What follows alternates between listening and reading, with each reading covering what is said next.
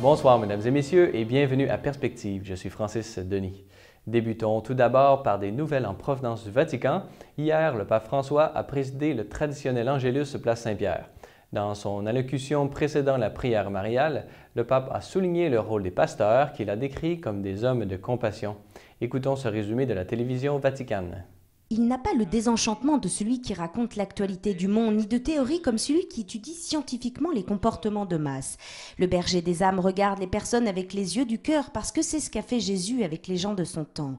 Durant l'Angélus, le pape François s'est inspiré comme toujours de l'évangile du jour qui propose une image du Christ ému par la foule qui ne s'est pas arrêtée de le suivre et de l'écouter. Ce sont les trois verbes propres de tous les évêques et prêtres, voire éprouver de la compassion et enseigner. Avere compassione e insegnare. Le premier et le second, voir et éprouver de la compassion, sont toujours associés à l'attitude de Jésus. En effet, son regard n'est pas celui d'un sociologue ou d'un photoreporter, parce qu'il regarde avec les yeux du cœur.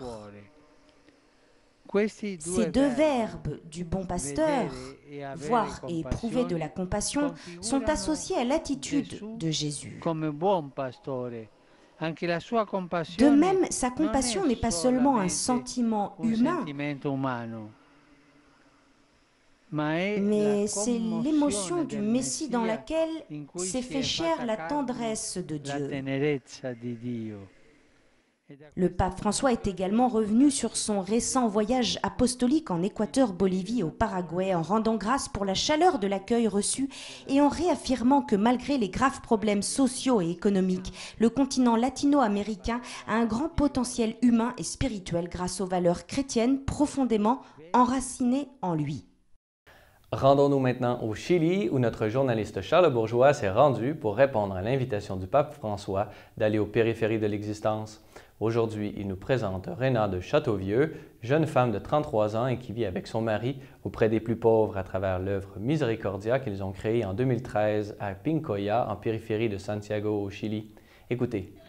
C'est important parce que à travers les pauvres, je retrouve le visage du Christ souffrant.